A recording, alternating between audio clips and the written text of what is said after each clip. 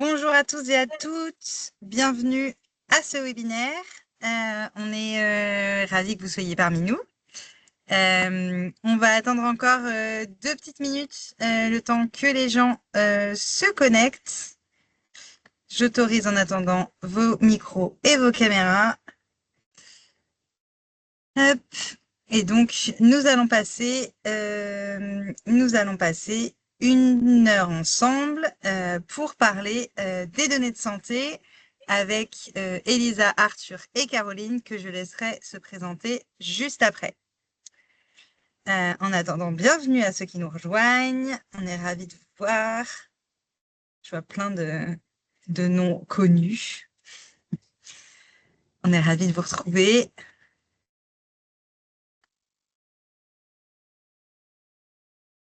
Et bonjour tout le monde, bienvenue. On va attendre encore 2 petites minutes.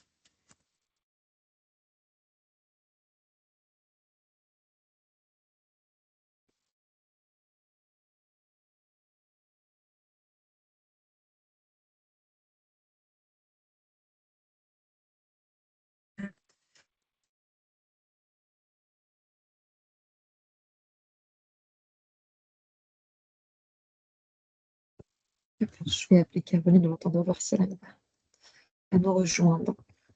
Ok.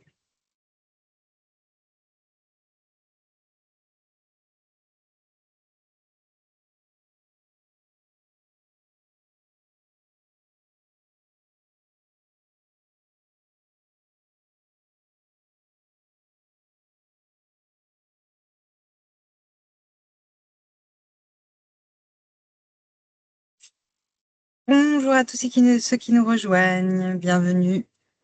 On est ravis de vous retrouver en ce 28 mai.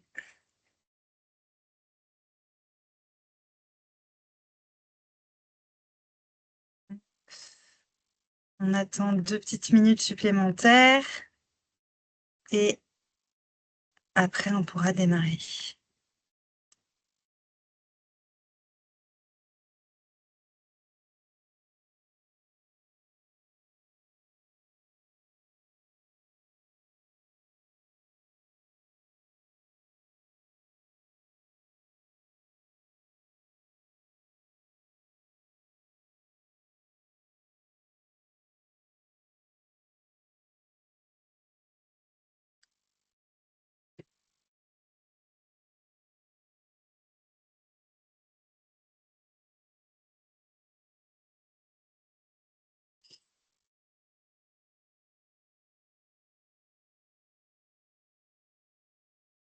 Alors,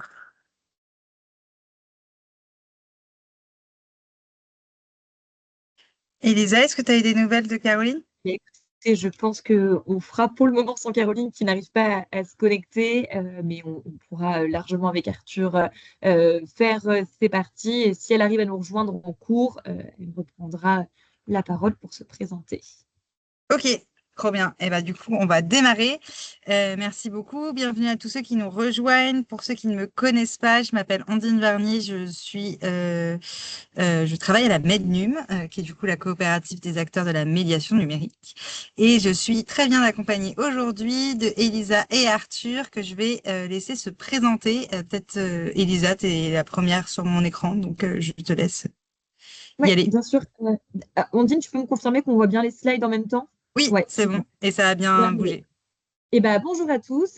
Déjà, un grand merci à Ondine pour l'invitation sur ce webinaire organisé par la MEDNUM. On est ravis d'être présent ici aujourd'hui pour la plateforme des données de santé et avec France Asso et Arthur qui se présentera juste après moi. Donc, pour ma part, Élisa Régnier.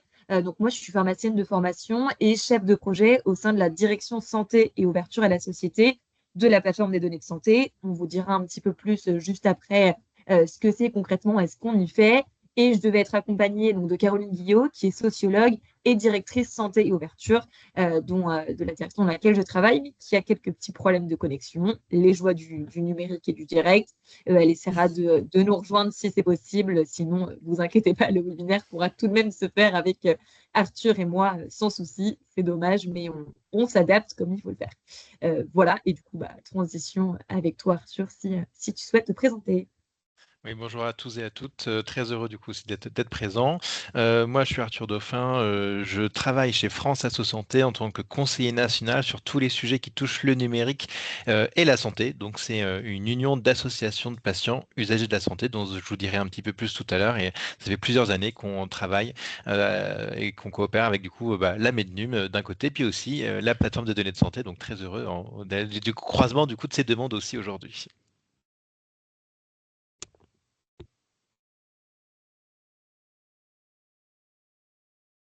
Ton micro est coupé, Ondine, je ne sais pas si tu parles. Les joies du direct également. Merci beaucoup. Et bien, du coup, merci beaucoup. Merci d'être là. Et je vais vous laisser parler de données de santé, qui est un sujet dont on parle pas beaucoup, mais qui est hyper important. Et je vais vous laisser introduire ce sujet et voir aussi ce qu'on peut faire avec la médiation numérique. Complètement, et on va essayer de le faire en 30 minutes à peu près, comme ça on garde, le temps est déjà bien avancé, pour garder un temps quand même suffisant de questions-réponses avec vous par la suite. Alors, donc, pour commencer, nous, on voulait vous présenter l'Académie citoyenne des données de santé, qui est une initiative donc, de la plateforme des données de santé, développée évidemment avec le soutien de France Asso Santé. Vous le verrez par la suite, hein, on travaille de façon très conjointe ensemble sur tous ces sujets, dans l'objectif de créer une culture de la donnée de santé auprès de l'ensemble de l'écosystème, donc pas que les personnes expertes, on est tous concernés par ce sujet. Et l'objectif, c'est de créer vraiment une éducation civique aux données de santé. Donc nous, depuis plusieurs années au sein de la plateforme, on a lancé de nombreuses actions de sensibilisation, d'information, de formation. Et fin 2025, on est parti du constat qu'il serait intéressant de rassembler un petit peu toutes ces initiatives qui étaient parfois un peu dispersées sous l'effigie de l'Académie citoyenne des données de santé. Donc l'Académie, c'est quoi? C'est une page qu'on retrouve directement sur notre site internet avec plusieurs volets, plusieurs champs d'action. Le premier, ça va être de sensibiliser avec des ressources fiables et téléchargeables directement accessibles. Celui aussi de la formation, se former, notamment grâce au mardi de la donnée de santé, qui sont donc des modules de formation citoyens. Je vais vous les présenter juste après et qu'on diffuse lors de sessions webinaires comme on le fait là aujourd'hui, ouvert à tous, au plus grand nombre, avec des experts qui viennent présenter certains sujets et répondre directement à vos questions. Et le troisième volet, un peu plus technique, qu'on n'abordera pas spécifiquement aujourd'hui, mais ça pourra tout à fait faire l'objet d'un webinaire peut-être dans les mois, années à venir, si on souhaite vous en dire plus sur toutes ces thématiques, qui est vraiment d'accompagner à l'usage des données, puisque l'utilisation des données n'est pas réservée qu'aux experts. En tout cas, c'est ce qu'on souhaite justement faire passer comme message directement au sein de l'académie. Donc, on a développé avec France Asso Santé un guichet associatif pour aider notamment les associations de patients et d'usagers à accéder à certaines données pour savoir le nombre de personnes qui représentent pour leur pathologie ou des indicateurs un petit peu plus spécifiques sur les pathologies, les traitements et tout un ensemble d'autres sujets. Alors, pour faire un petit focus un petit peu sur ce qui est justement retrouvé dans cette académie, comme je le disais, on a un premier volet qui est vraiment celui de l'information.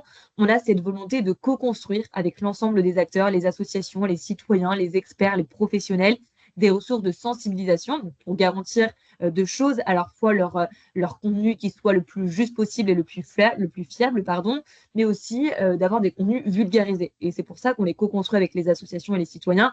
On les teste pour s'assurer que les messages soient compris par le plus grand nombre. Donc, c'est quoi ces contenus? Ça peut être des affiches, des bandes dessinées, des vidéos, une infolettre aussi citoyenne. Donc, c'est un ensemble de ressources qui vont être accessibles depuis l'académie et disponibles en téléchargement. La plupart, les affiches, par exemple, peuvent être téléchargées et exposées au sein de vos établissements de médiation numérique pour faire de la sensibilisation auprès des citoyens. Là, c'est l'exemple des affiches, mais on a pas mal de ressources. Et notre objectif, c'est de continuer à faire vivre cette académie en développant chaque année de ressources complémentaires qui viendront vous permettre d'avoir des outils directement mobilisables pour soit vous informer vous-même en tant que citoyen, soit en tant que structure, que réseau d'animation ou autre, contribuer justement à cet effort de sensibilisation et d'acculturation. Et le deuxième volet que j'évoquais précédemment, c'est le sujet de la formation. Donc, on a aujourd'hui une offre de formation structurée en 6 programmes sur le système national des données de santé, qu'on présentera rapidement tout à l'heure, sur l'IA, qui est un gros sujet, et notamment à la semaine qui a suivi, la semaine de l'IA pour tous, organisée notamment par la MENNUM, le sujet des entrepôts de données de santé, de la cybersécurité, à venir de l'espace européen des données de santé, mais aussi de tout ce qui est type de données, donc les données de santé environnement, les données de santé mentale, tout un tas d'autres sujets assez passionnants. Et c'est un petit peu un puits sans fond. On n'arrête pas de produire des modules, de sortir des programmes. C'est assez passionnant et c'est des modules qui sont en format PPT, téléchargeable directement depuis notre site internet. On les diffuse, comme je le disais, lors de webinaires qui sont assez courts, 45 minutes, 30 minutes de présentation et 15 minutes de questions-réponses avec des experts directement présents qui pitchent ces slides. Et tout ça est enregistré pour avoir des replays disponibles. Donc, si jamais vous souhaitez regarder tout ce qui a déjà été diffusé, c'est possible, soit depuis l'académie, soit sur notre YouTube.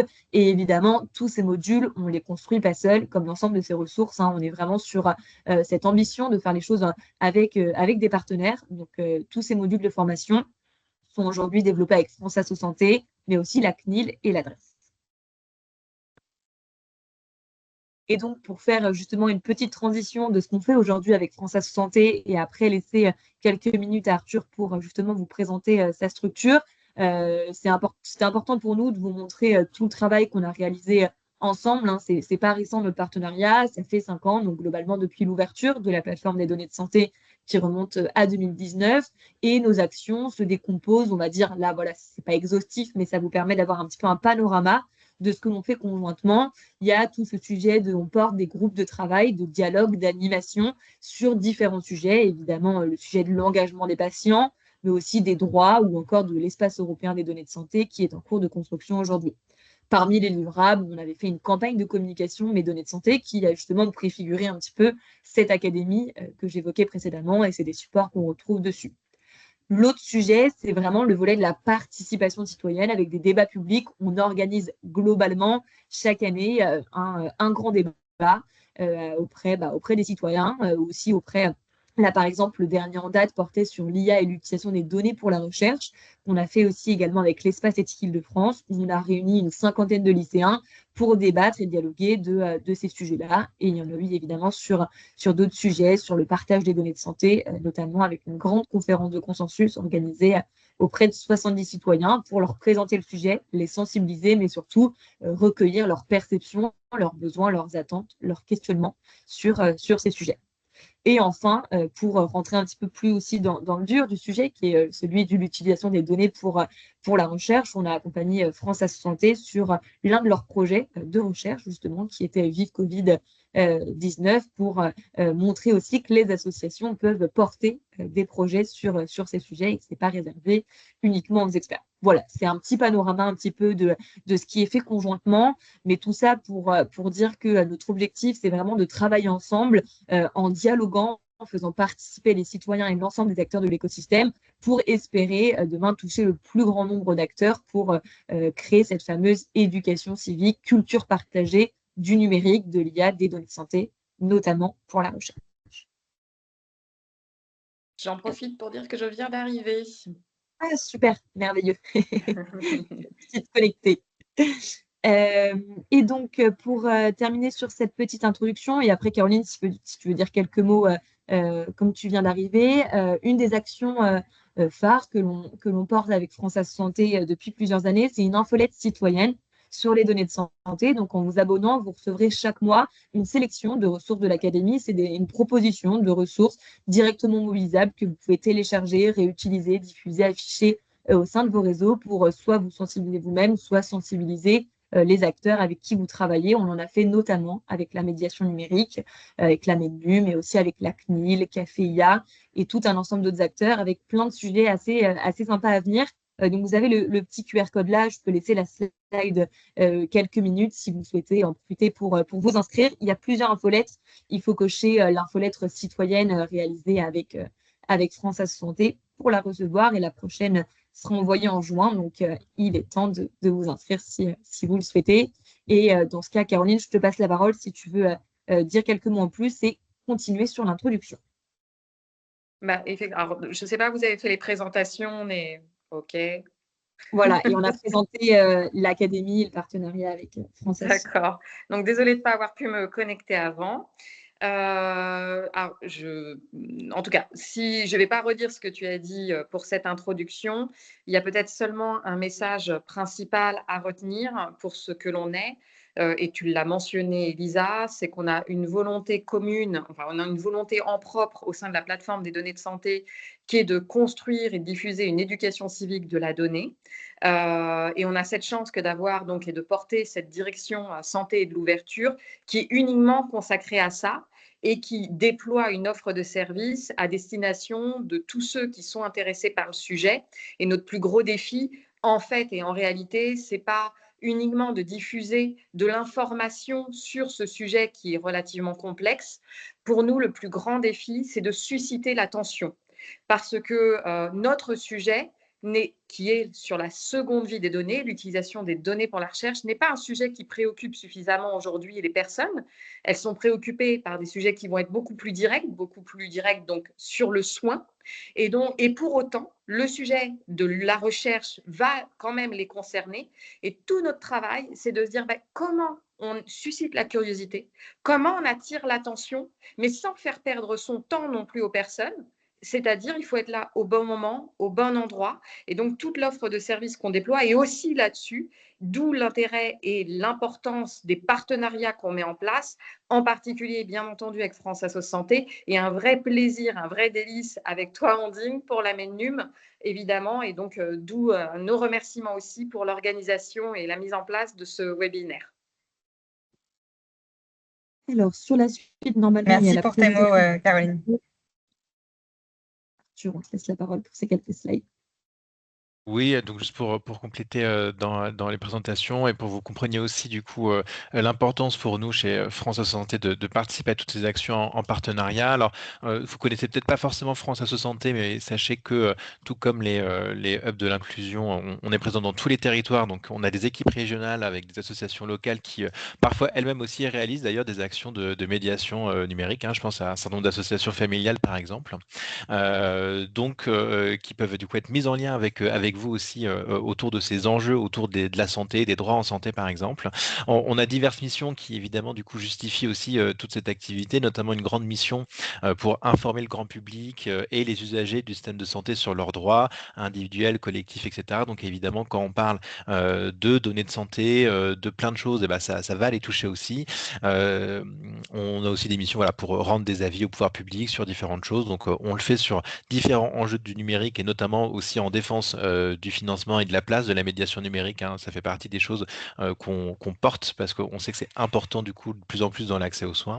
Et puis voilà, pour promouvoir la démocratie en santé via la participation des patients, représentants des usagers et puis pour animer le réseau des associations adhérentes qui nous composent, qui sont assez nombreuses puisqu'elles sont presque une centaine d'associations à l'échelle nationale à adhérer, donc des associations de personnes malades, des associations de retraités, de personnes en situation de handicap, de précarité, de consommateurs. Enfin, voilà, c'est un panel très large d'usagers qu'on représente. Vous allez voir sur la diapositive suivante que il y a sûrement des logos que vous connaissez, la Ligue contre le cancer, AIDE, UFC Que Choisir, qui s'appelle Que Choisir Ensemble maintenant. Enfin, voilà, tout un tas d'associations qui font la richesse du coup de notre collectif. Et évidemment, du coup, voilà, on comprend aussi tout l'intérêt qu'on a à travailler du coup en partenariat avec la MEDNUM et avec la plateforme des données de santé sur ces enjeux-là aussi. Et je laisse du coup Elisa poursuivre sur la suite. Voici Caroline, tu veux reprendre les quelques slides pour finir l'intro? Je t'en prie. Ton micro est juste coupé. Le micro. Pardon. Je dis oui, donc on va rentrer quand même assez vite dans le vif du sujet avec ce qui vous intéresse pour ce webinaire, parce qu'on a préparé des questions clés et des réponses clés, mais redonner un petit peu du sens aussi à ce partenariat que l'on a avec vous, la MENUM. On a notamment mis en place, et c'est en ligne, une cartographie des acteurs de la médiation numérique. Donc ça, c'est intéressant. Ça permet déjà à tout un chacun de savoir que ça existe, de savoir que c'est proche. Il y a eu un intérêt très fort pour cette cartographie qui est en ligne. Et puis aussi, on a mis en place ensemble donc 2 infolettres, celle que vous avez présentée, Elisa, tout à l'heure. Et l'objectif, bien entendu, ça c'est presque, j'ai envie de dire, une goutte d'eau dans la mer. L'idée, c'est d'aller beaucoup plus loin dans le partenariat qui est le nôtre pour avoir beaucoup plus d'impact et nous assurer qu'il y aura cette diffusion, cette construction de la culture numérique et notamment sur notre sujet de prédilection, la seconde vie des données. Alors, on va peut-être passer ça étant donné l'horaire. Et on est parti pour les 6 questions pour parler simplement des données de santé. Il faut juste avoir en tête qu'on pourrait parler de ça pendant des heures. On vous l'a dit tout à l'heure, il y a des formations qui existent. Le total de ces formations, ça pourrait presque représenter, en plus on les fait assez rapidement lors des webinaires, mais ça pourrait représenter une semaine complète. Là, l'idée, c'est qu'on s'est concentré sur des questions qu'on a jugées vraiment principales et au regard aussi d'un questionnaire qu'on avait fait passer et qui était a priori vos centres d'intérêt. Donc, on a fait un mixte des deux. Et donc, c'est Elisa et Arthur qui vont prendre la parole sur ces questions-là. Je crois que c'est toi, Arthur, qui démarre pour les 3 premières questions. Oui, merci beaucoup Caroline. Donc, vous aurez accès au support et l'idée, c'est du coup de parcourir certaines des grandes questions du coup que nous, on a entendu régulièrement finalement des usagers, mais en fait plus largement de la part de l'écosystème aux participants de nos différentes actions et de pouvoir du coup vous transmettre des messages assez clairs et simples que vous pouvez du coup vous aussi transmettre aux personnes que vous accompagnez dans vos différentes activités parce que c'est pas toujours simple. Le domaine de la santé et des données, c'est pas toujours forcément, on va dire, le premier secteur d'activité sur lequel vous allez être. Et donc, déjà, la première chose, c'était évidemment de pouvoir un peu expliquer de manière très simple, pas juridique, du coup, une donnée de santé, qu'est-ce que c'est. Et donc, vous pourrez retrouver, on a pas mal de choses, mais de bien rappeler voilà, qu'à chaque fois que vous consultez un médecin ou aller à la pharmacie ou être hospitalisé ou utiliser un objet connecté ou même recevez un remboursement de soins, eh bien, il y a des informations sur votre santé qui sont enregistrées et c'est ce qu'on va appeler du coup des données de santé. Donc en pratique, ça va arriver du coup un peu à différentes étapes du parcours de soins de santé de la personne. C'est une information médicale ou qui dit quelque chose sur la santé et parfois ça peut être pas forcément une donnée médicale comme on pourrait être, mais le nombre de pas que vous faites dans la journée, si c'est associé à d'autres données, ça peut même devenir du coup une donnée de santé. Et il faut bien rappeler, et ça je pense que vous l'avez bien en tête évidemment, mais que ce sont des données sensibles et donc ce sont des données qui sont évidemment protégées. Et donc voilà les quelques exemples qu'on avait remis, les médicaments que vous allez avoir sur votre ordonnance, des résultats d'analyse, mais aussi les remboursements de soins. Et on en parlera un petit peu du coup aussi plus tard. Et donc vous pourrez retrouver un petit peu aussi dans l'Académie citoyenne des vidéos et des choses autour de ça. Alors du coup, c'était important de repartir aussi de l'expérience que les personnes, elles ont de la santé, qui est avant tout, on va dire, je vais chez le médecin, je consulte, ou je suis à l'hôpital, etc. Mais de poursuivre et de se demander finalement à quoi elles servent ces données de santé. Puis quelle est la différence entre ce que nous, on appelle usage primaire et usage secondaire. De se rappeler du coup que les données, elles servent avant tout, évidemment, à vous soigner, à soigner les patients. C'est pas pour le plaisir de tout monitorer et noter, mais en fait, elle peut aussi être utile et réutilisée, par exemple, pour faire avancer la recherche. Elisa en a parlé aussi dans l'émission un peu de la plateforme des données de santé. Puis du coup, cette recherche, elle permet d'améliorer la santé de tous. En tout cas, c'est l'objectif et c'est ce qu'on appelle un usage dit secondaire parce que c'est pas pour ça qu'on a récolté cette donnée au départ, c'était pour soigner les gens, mais en fait, elle peut être utile dans une sorte de seconde vie et c'est intéressant du coup d'avoir cette notion parce qu'on s'est rendu compte aussi que les gens, ils avaient souvent une très grande incompréhension ou beaucoup d'amalgame sur tout ça et que c'était souvent pas très clair et donc c'est des questions que vous pouvez aussi recevoir et donc de bien rappeler qu'à la base, les données de santé, on les utilise pour le soin. Un exemple typique sur lequel vous pouvez être sollicité, par exemple, c'est Mon Espace Santé, qui est le carnet de santé électronique maintenant public et gratuit, qui permet de suivre le patient au quotidien, de partager ses informations de santé avec ses professionnels de santé, retrouver tous ses documents, ordonnances, résultats, etc. Puis quand on se place du côté, on va dire, de cette fameuse usage secondaire, cette seconde vie des données, pour la recherche, il y a ce qui s'appelle en France, par exemple, le Système national des données de santé. Vous avez l'acronyme SNDS, qui permet, grâce à toutes les données de remboursement, de l'assurance maladie et notamment d'étudier les parcours de soins, de repérer des signaux de sécurité ou de prévention, améliorer les connaissances sur les maladies finalement. Et donc ça, on va dire, ça va se faire dans un second temps, mais de bien du coup les séparer parce qu'on voit qu'il y a souvent un petit peu de confusion autour de ça. Et donc, si on poursuit, c'est vrai que c'est aussi un message qui est assez simple, mais Caroline, tu veux rajouter quelque chose? Oui, peut-être un tout petit peu sur la première, sur la slide précédente, voilà. En gros, ici, moi, de mon expérience, ce que j'ai toujours trouvé, et en arrivant notamment à la plateforme des données de santé, c'est quelque chose que j'ai toujours trouvé assez rude, cette différence-là entre données primaires, enfin, et puis usage secondaire. En fait, et d'ailleurs pour la majorité des citoyens, tout ça fonctionne véritablement comme un tout. Les données de santé sont là, sont avec nous, et qu'on puisse les utiliser d'une façon, d'une autre, peu importe, ça fonctionne comme un tout. Ici, ce qu'il faut entendre, c'est que c'est quand même une forme de théorisation de notre sujet. En fait, cette distinction entre les deux, c'est une distinction des experts, c'est une distinction qui va se faire parce que, effectivement, dès lors qu'on parle du droit, eh bien, on n'est plus exactement sur le même curseur, etc. Par contre, ce qu'il faut bien entendre, c'est que oui, il y a une distinction, oui, du côté légal, oui, du côté des experts, mais bien avoir en tête que pour un citoyen, c'est extrêmement difficile d'entendre qu'il y a cette distinction. Et d'ailleurs, nous, tout notre travail avec France Asso Santé, on l'avait mené aussi. Et c'est là la difficulté, c'est que dès lors qu'on veut faire de l'information sur ce sujet-là, il est très dur d'arriver et de dire aux citoyens, vous avez deux mondes, le monde de l'utilisation primaire, le monde de l'utilisation secondaire. En fait, il faut souvent réussir à raconter des histoires qui sont en fait plus complexes, dans des parcours plus longs, parce que tout ça, du point de vue du citoyen, est une unité et ne fonctionne pas en deux mondes. Et c'est là que c'est difficile pour nous, parce qu'à la fois, on va vouloir expliquer ça comme deux mondes différents, mais dans le vécu des personnes et des citoyens, c'est très difficile de leur faire admettre qu'il y a ces deux mondes-là. Et je finirai juste par une preuve, c'est qu'on a fait une conférence de consensus qui réunissait 70 citoyens sur un week-end entier et qui avait pour objectif d'aboutir à des recommandations sur l'utilisation secondaire des données. Et donc, pendant une matinée entière, on a dit à ces personnes, en fait, il y a deux mondes, il y a le monde de l'utilisation primaire, le monde de l'utilisation secondaire.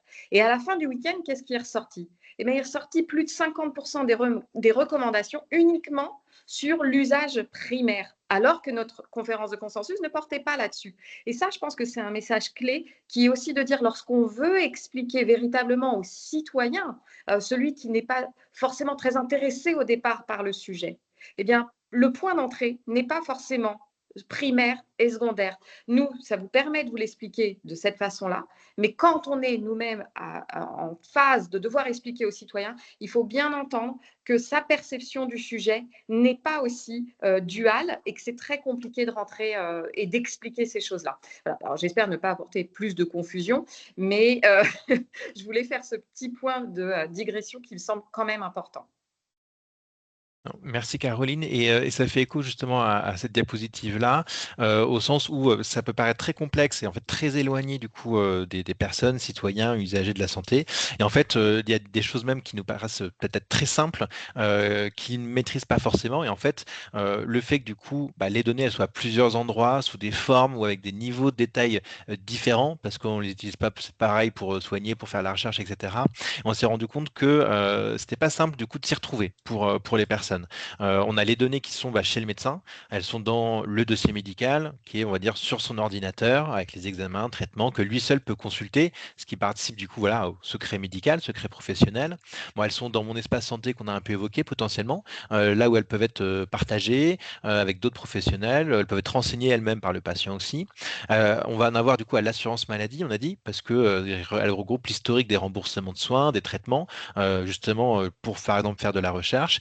Et par exemple, en quelque chose qui est encore du coup une méconception du coup de où sont les données de santé, on a encore beaucoup de personnes, même au sein des associations, où on est censé même être un peu plus informé, qui pensent que la totalité de leur dossier médical, finalement, de leurs données, elles sont dans leur carte vitale. Et ça montre bien du coup un petit peu la difficulté qu'il peut y avoir autour de ça et la manière dont il faut peut-être aussi l'approcher, parce qu'il faut le rappeler, la carte vitale, c'est pas une clé USB, elle contient aucune information médicale, uniquement une identification, on va dire, numérique pour le bon remboursement remboursement à la bonne personne, mais en fait, rien d'autre. Donc, ça permet aussi d'illustrer le challenge, voilà, le défi que c'est aussi de parler de ce sujet-là et puis d'essayer du coup de ne pas venir avec ce que nous, en tant qu'experts, on peut avoir comme perception des choses avec tous les cadres techniques, juridiques, etc.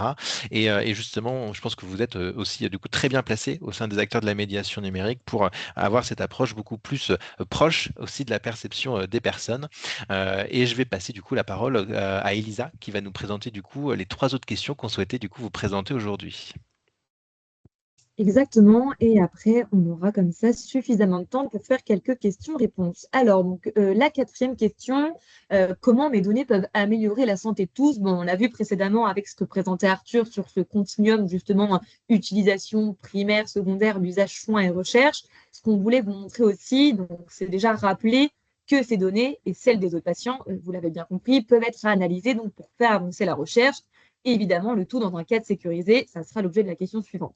Ici, on souhaitait vous montrer 2 cas d'usage pour apporter un petit peu de concret et se projeter sur qu'est-ce que ça veut dire, ce fameux usage secondaire pour la recherche. Premier exemple, ça va être le suivi des effets secondaires de médicaments. Si on regarde, par exemple, plusieurs patients qui auraient comme effet indésirable la survenue de boutons après avoir pris le même médicament, si ces patients ont déclaré ces effets-là, par exemple, auprès de leur médecin et que cette information est renseignée, elle peut être réutilisée.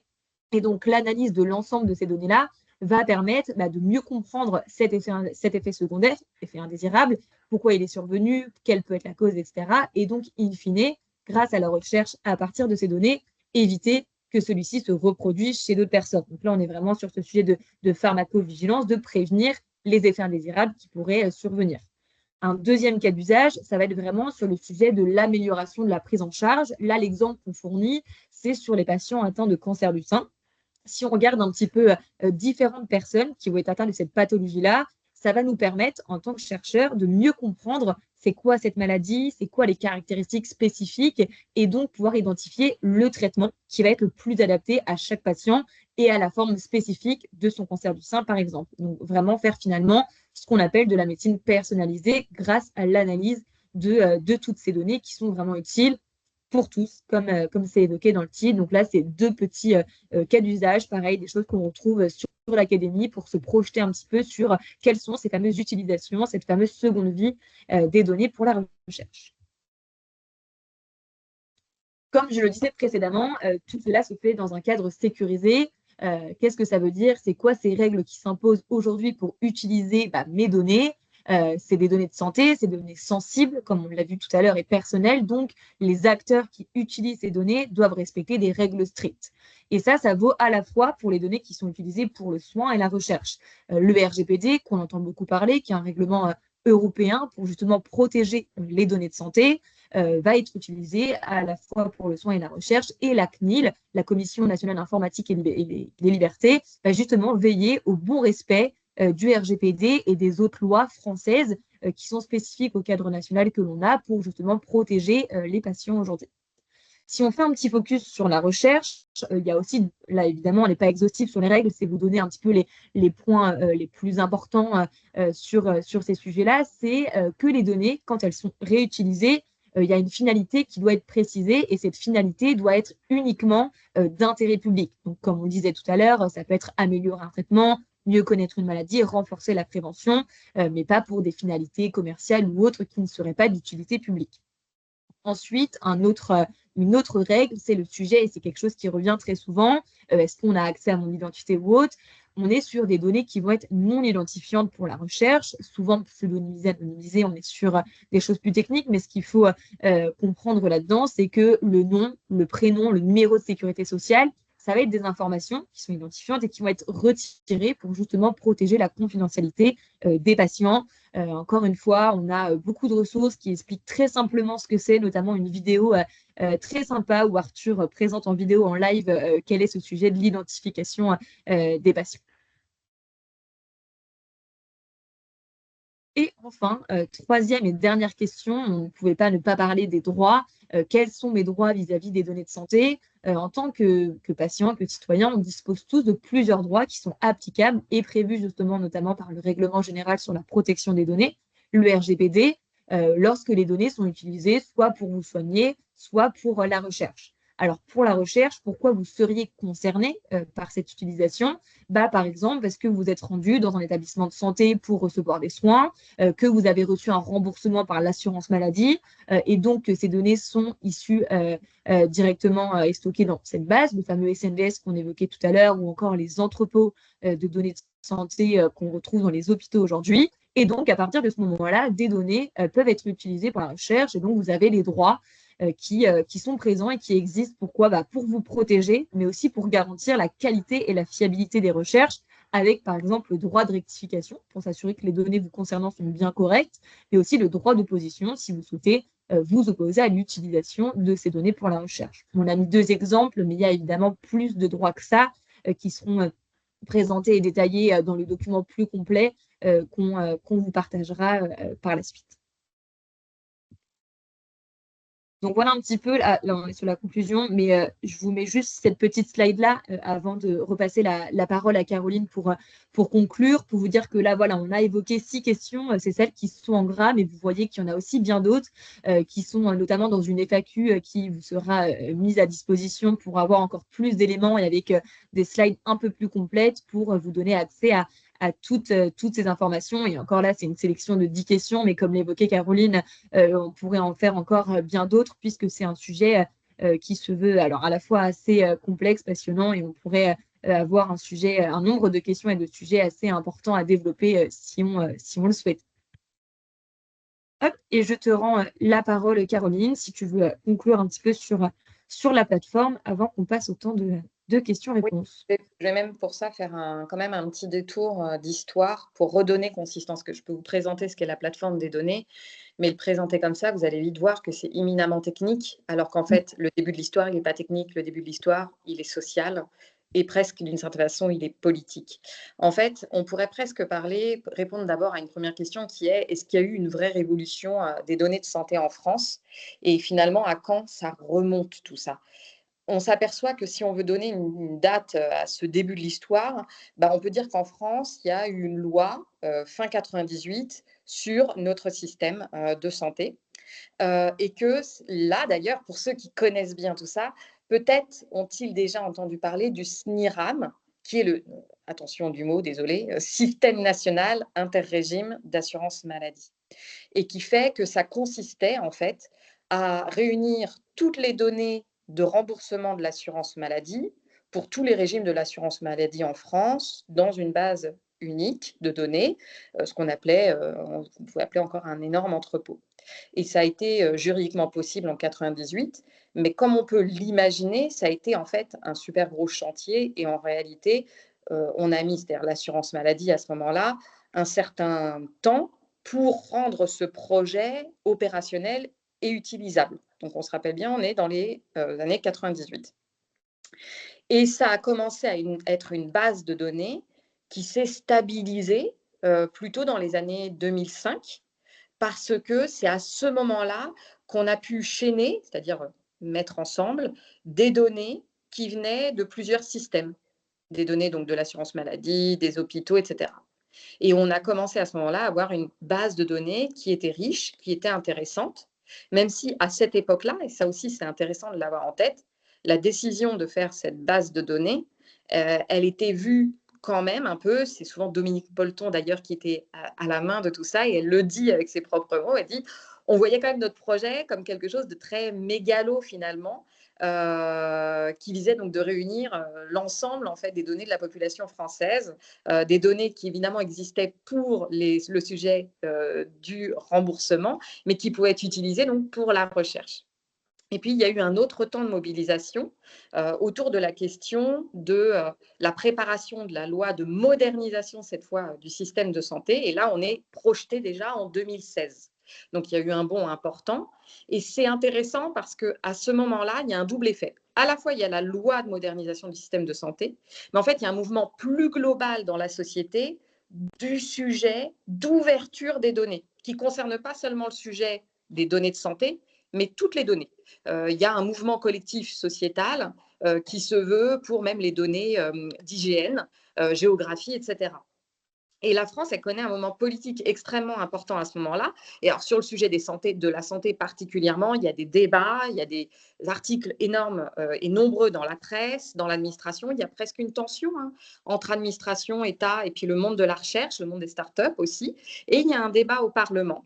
Et c'est sans doute la première fois d'ailleurs à ce moment-là qu'il y a un grand débat public sur la question de l'ouverture des données, qui est une étape absolument importante. Et il se trouve en parallèle qu'à ce moment-là, il y a dans la société un événement un petit peu malheureux d'une certaine façon, lié à un médicament, où on se demande est-ce que ce médicament qui est pris par certaines personnes aurait des effets délétères ou pas sur la population. Je ne vais pas le citer, ça n'a pas d'intérêt en ce sens-là. Et là, c'est intéressant parce que, alors qu'il y a des débats autour de ça, ça commence à tergiverser et on donne cette question à l'assurance maladie et on lui dit: «Est-ce que tu peux, à partir de ces données-là, nous dire si ce médicament est délétère ou pas?» Et effectivement, en 7 jours, ils arrivent à dire: «Bah oui, ce médicament est délétère, il faut arrêter sa mise sur le marché», et cetera. Et là, il y a ce point de tension fort qui est de se dire: «OK, on veut l'ouverture des données, mais en plus de ça, désormais, c'est même plus seulement un sens social, c'est qu'il y a une urgence à libérer les données parce qu'on en comprend l'intérêt et on a compris ici le bénéfice. D'ailleurs, ce sujet du bénéfice qui existe des fois un petit peu moins parce qu'on a plutôt mis le focal sur le sujet de la sécurité des données, etc. Mais à cette époque-là, il y avait vraiment même un mouvement de société qui s'appelait Libérer les données et qui était une condition de la société civile qui a dit maintenant, il faut que ce soit plus aux mains de l'administration, il faut donner accès et en plus, avec un intérêt grandissant, parce qu'on a pu percevoir que ce n'est pas un projet mégalo, c'était un projet qui pouvait avoir un véritable bénéfice, parce que l'utilisation des données pour la recherche, c'est utile quand on le fait bien et dans les bonnes conditions. Et c'est ici que se sont mis en place d'ailleurs les conditions d'accès à ces données dans des modalités simplifiées, parce qu'il n'y avait pas un usage complexe comme c'est le cas aujourd'hui et une pression forte pour pouvoir l'utiliser de la part d'un ensemble d'acteurs. Néanmoins, les conditions ont été mises en place. Et donc, c'est créé progressivement l'Institut des données de santé pour pouvoir gérer ces données-là, qui est devenu l'Institut national des données de santé, qui est devenu la plateforme des données de santé. Et la différence de passage entre les uns et les autres, alors que ça a toujours été le même type de structure, c'est un groupement d'intérêt public, c'est que la plateforme des données de santé, en 2019, elle a été créée notamment pour porter des projets en intelligence artificielle. Et ça vient du rapport Villani, qui travaillait sur l'IA et qui a dit, l'IA, OK, mais il y a un secteur où ça va devenir absolument important, c'est celui de la santé. Et l'objectif de la plateforme des données de santé, ça n'a pas seulement été de dire, on va permettre à l'ensemble des acteurs d'accéder aux données qu'on a expliqué tout à l'heure du système national des données de santé. Ça ne va pas seulement être cet intermédiaire administratif, pour le dire de façon hyper vulgaire, c'est aussi celui qui va permettre à des porteurs de projets intéressés par des grosses bases de données qui sont en gros éparpillées partout, eh bien de faire ce travail de réunion nécessaire pour son projet et de porter ces très gros projets en intelligence artificielle. Ce qui est intéressant dedans, ce n'est pas tant de se dire c'est des gros projets en IA et donc c'est impressionnant, bien sûr que non. C'est de se dire qu'on peut permettre d'aller chercher les bonnes données aux bons endroits, sachant que c'est complètement éparpillé, pour porter des projets d'intérêt public qui ne pourraient pas exister sans cette institution qui permet l'encouragement de ces projets-là. Donc, on est qui, la plateforme des données de santé? Eh bien, on est sous tutelle de l'État. Et là encore, j'y vais d'une certaine vulgarisation, puisque comme je vous l'ai dit, on est un groupement d'intérêt public. Donc, dire qu'on est sous tutelle de l'État, c'est une légère caricature, mais vous comprenez quand même notre positionnement de cette façon. On est un acteur qui permet à tous ceux qui le souhaitent, chercheurs, start-up, associations, d'accéder aux données du système national des données de santé et de nous assurer qu'il va y avoir des projets impactants pour les patients, pour leur santé, leur qualité de vie, innovants, et innovants encore une fois, pas pour l'innovation en soi, pour s'assurer qu'il y aura une optimisation des parcours de soins, etc. Donc on encourage, de par notre présence, l'émulation de la recherche en santé. Et on a la chance, je préfère le redire, parce que c'est quand même assez unique dans le paysage des institutions, d'avoir une direction totalement ouverte aux citoyens, avec cet objectif de se dire, et puis je le dis avec d'autant plus de force que moi-même, je viens du monde associatif au départ, de permettre, quand on disait l'ouverture des données, c'est pas seulement à ceux qui en ont les compétences, les moyens, parce qu'ils sont structurés pour ça, c'est aussi de permettre à ceux qui le sont potentiellement moins, de pouvoir y accéder. Et donc, nous, la direction qu'on porte, c'est une direction qui se veut être une main tendue vers la société civile, à la fois, bien sûr, pour l'informer, parce que c'est absolument indispensable, mais c'est aussi, et ça, c'est quelque chose qui est fort, c'est de s'assurer, on n'apprend pas qu'en formant, on n'apprend pas qu'en informant, on peut apprendre aussi dans l'expérience. Et c'est pour ça qu'on a à cœur de déployer des projets qui permettent aux associations, notamment de patients, d'accéder à ces données-là pour porter les projets qui sont les leurs, ce qui est, pour le coup, assez unique et qui nous demande, et heureusement que France Asso Santé est là, parce que c'est un travail très important. Donc voilà, j'espère vous avoir donné la philosophie globale de la structure que l'on représente et de la philosophie qui est la nôtre pour faire de ce projet de plateforme des données de santé pas seulement un projet technique, il y a bien derrière ce sujet de citoyenneté et d'intérêt public. Merci beaucoup. Merci beaucoup, Caroline, pour cette conclusion. On a quelques questions dans le chat. J'ai vu aussi que Arthur et Elisa avaient commencé à y répondre, mais je vais me permettre de les reposer pour que tout le monde ait bien en tête les réponses. Quand on a des effets secondaires, que ce soit post-médicament ou enfin voilà, comment est-ce qu'on signale un effet secondaire? Vous en parlez tout à l'heure. Est-ce qu'il y a une plateforme? Est-ce qu'il y a, enfin voilà, comment est-ce que c'est le médecin qui lui-même va euh, euh, signaler ces effets secondaires? Comment est-ce que ça fonctionne? Alors, comme on l'expliquait avec Arthur dans le chat, il y a plusieurs possibilités. En tant que patient citoyen, vous pouvez directement signaler vous les effets indésirables propres à vos médicaments via une plateforme dédiée. On vous a mis le lien dans le chat, mais vous pouvez également les évoquer, les mentionner auprès de vos professionnels de santé, que ce soit votre médecin ou votre pharmacien, qui ont cette obligation, eux, de déclarer, de faire remonter également ces effets indésirables. Et donc, tout ça constitue une base de données qui peut justement être réutilisée pour, comme je le disais, être analysée pour observer les tendances. Et c'est un petit peu aussi ce qu'évoquait Caroline tout à l'heure avec le cas du Mediator. Finalement, c'est aussi ça, pouvoir regarder ce qui se passe à partir d'un même médicament et agir derrière en conséquence. Merci beaucoup. Il y avait une question aussi sur la souveraineté des données. Sandrine, oui. Je vais me permettre de faire un petit rebond là-dessus sur une des questions qu'on posait, soins primaires et utilisation secondaire. Elisa vient de répondre. C'est une très bonne réponse, pas de problème. Mais elle a répondu, on est bien d'accord, en sortant du rôle qui est le sien. Elle a pris un autre rôle. Nous, notre rôle au sein du S-Data Hub, donc de la plateforme des données de santé, qu'on soit bien au clair là-dessus, nous ne recevons pas et nous n'avons pas à recevoir l'état de santé des personnes, les effets secondaires, ça ne concerne pas notre institution. Là-dessus, il faut être bien au clair. Par contre, dans l'expérience de chacun, bien sûr. L'expérience de chacun, c'est il y a un effet secondaire, on peut en parler à son médecin, on va sur le site de l'ANSM et on déclare. C'est pas nous. Nous, par contre, ce qu'on va faire, c'est qu'à un moment donné, de par le traitement des données, parce qu'il y a des chercheurs qui ont un projet déterminé, et il existe d'ailleurs la plateforme des données de santé, un projet qui s'intéresse aux effets secondaires et surtout quand on prend plusieurs traitements en même temps. Il y a un projet complètement dédié, il y en a plusieurs. En fait, je dis un seul, mais il y a plein de choses. Je suis même tellement il y en a, je suis plus capable de vous citer les exemples précis. Mais là, ce qui est intéressant, c'est que c'est ici que notre structure intervient. Nous, notre structure, elle intervient. Alors, ce n'est pas nous qui analysons les données.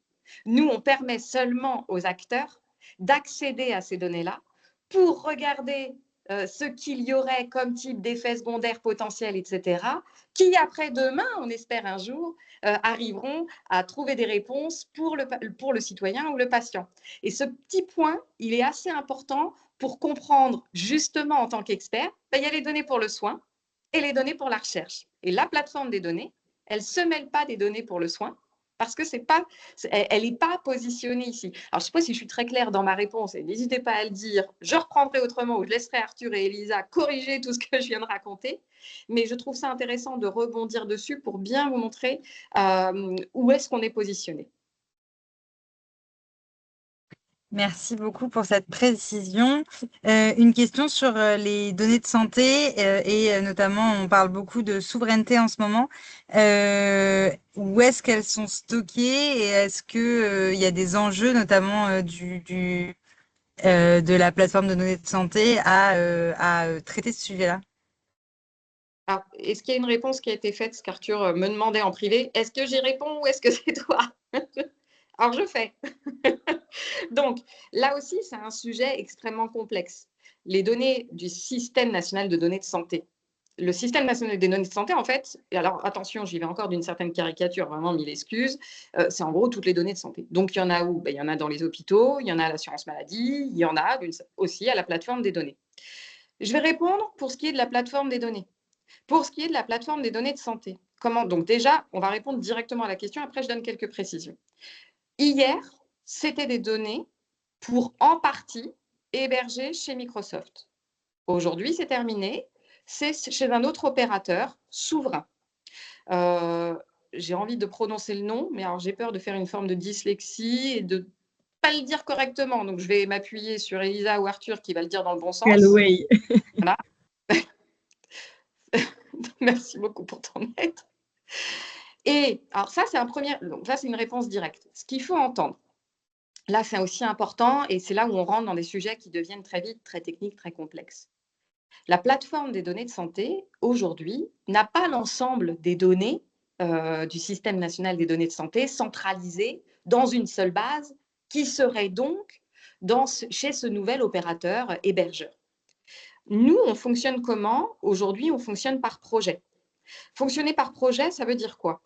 Un acteur lève le doigt. Un CHU veut mener un projet spécifique. Par exemple, il veut voir les risques d'hospitalisation suite à l'insuffisance cardiaque. Nous, notre travail va être de lui permettre d'accéder aux données qui lui sont utiles à lui pour son projet, ni plus ni moins. Il ne va pas avoir besoin de tout le système national de données de santé, et il va avoir besoin d'une partie qu'il va devoir exprimer. Je veux, pour ce projet-là, il serait intéressant d'avoir telle et telle et telle donnée. Nous, notre travail, ensuite, ça va être, merci Scalaway de l'avoir mis par message, je vois inscrit. Nous, notre travail, ça va être de nous assurer, après quelques conditions d'accès spécifiques, j'évite de rentrer dans cette complication, d'accéder à un espace projet, un espace sur son ordinateur, on va le dire comme ça, tout le monde n'y a pas accès, seulement certaines personnes habilitées, etc. Mais là aussi, je ne rentre pas dans le détail. Et de lui permettre d'accéder aux données dont il a besoin, strictement nécessaires à son projet, pour pouvoir le mener. Et ce qui est hébergé, c'est cette partie-là. C'est la partie de son projet et pas toutes les données. Ça aussi, ça fait partie des choses extrêmement complexes à expliquer et de sortir, en tout cas, ce qui est pour moi intéressant, c'est de dire, attention, sortons de l'imaginaire d'une grosse base où on aurait toutes les données de tout le monde et sur lesquelles il suffirait d'appuyer sur le bouton pour avoir accès à tout. Ça ne fonctionne pas comme ça et je crois que ça a été dit aussi. Ce sont des données auxquelles on a accès qui sont pseudonymisées. Les personnes qui peuvent y accéder selon les conditions, c'est déjà c'est complexe, mais en plus, ce sont des données qui sont pseudonymisées, donc il n'y a pas le nom, il n'y a pas le prénom, et parce qu'il n'y en a pas besoin pour faire la recherche. Donc voilà, j'ai été un petit peu plus loin parce que derrière la question de la souveraineté, en fait, c'est presque une boîte de Pandore, parce qu'il y a beaucoup d'autres questions qu'il faut pouvoir se poser et auxquelles il faut pouvoir répondre pour qualifier ce qui fait, par exemple, risque ou pas risque, parce que derrière la souveraineté, c'est aussi ça qu'on entend. Hein. Merci beaucoup pour ça. Et en effet, il y a eu pas mal de questions dans le chat par rapport à tout ça, sur la sécurisation, etc. Et le fait notamment que quand il y a plusieurs bases de données, il y a aussi donc une multiplication des risques cyber, etc. Même s'il y a des données anonymisées, ça peut en effet être très complexe. Est-ce que dans les 4 minutes qui nous restent, vous auriez un exemple de circuit précis d'une donnée et de comment, enfin voilà, quel est son circuit du moment où elle se crée jusqu'à au moment où elle arrive plus ou moins chez vous dans un projet de recherche, par exemple. Alors, par où je démarre? Parce que moi, j'ai plutôt envie de démarrer sur quand on est un porteur de... Parce que j'ai deux choses. J'ai envie de dire trop de choses et il reste que 4 minutes, donc je ne sais pas par quelle bout le prendre. Parce qu'à la fois, quand on pense ça, et je vois, parce que j'ai vu quelques questions défiler, mais comme je suis sur mon téléphone, je n'arrive pas à y voir précisément, mais il y a ce sujet déjà de ce qui est sur mon espace santé, le lien avec nous. Et là, peut-être Arthur, toi, tu peux faire un petit point là-dessus, ce qui répondra à une partie de la question qu'Ondine vient de poser. Alors d'ailleurs, j'ai mis une petite réponse sur le chat sur mon espace santé, c'est hébergé depuis le début chez un acteur français en France. Et les données de mon espace santé, pour l'instant, du coup, elles sont pas encore, en tout cas, destinées à être utilisées pour faire de la recherche. Pour l'instant, elles sont strictement pour le soin, les fameux usages, en tout cas, nous, on appelle primaire, cette première vie. Mais il y a un règlement européen et du coup des projets de pouvoir éventuellement mettre ces données à disposition aussi de la recherche. Alors, il faut se dire qu'il y a des données qui sont dedans, mais qui sont déjà ailleurs, parce que mon espace santé, en fait, c'est surtout un carnet de santé pour le patient. Donc, ça veut dire qu'il y a des informations qui sont aussi sur l'ordinateur du médecin, aussi dans l'ordinateur de l'hôpital, etc. Donc, c'est pas que des données nouvelles pour le faire. Et donc, ça reste du coup en discussion et ça se fera aussi se faire avec du coup des conditions de transparence, d'information, consentement éventuel des patients qui restent à définir, mais ça fait partie des choses potentiellement à venir, mais à noter qu'aujourd'hui, en tout cas, c'est pas le cas. Trop bien, merci beaucoup pour ça. Et une dernière petite question pour la route. Est-il possible d'envisager une intervention sur cette thématique en co-animation auprès d'usagers, d'une collectivité ou d'une entreprise, ou voilà, dans le cadre notamment de la Semaine Bleue? Bien entendu. Trop bien. Et c'est une réponse extrêmement concise. J'étais pas prête. Ça va me permettre du coup de conclure dans la prochaine minute qui reste. Merci beaucoup à tous les trois d'avoir été présents et de nous avoir partagé toutes ces informations sur ce sujet qui est extrêmement complexe et très, enfin voilà, qui nous touche un peu de partout et qui est pas toujours évident à maîtriser. Donc merci pour tout ça, merci d'avoir fait preuve de beaucoup de pédagogie, pardon. Merci à tous les participants d'avoir été présents, d'avoir posé des questions. On vous envoie le replay, la foire aux questions et le support de présentation très très rapidement. Et on vous souhaite à toutes et à tous un très bel après-midi. Merci beaucoup à tout le monde et merci Arthur, Elisa et Caroline. Merci beaucoup. À très Merci à Merci bientôt. tous. encore. Merci Au beaucoup, revoir. Ondine. À bientôt. Au revoir.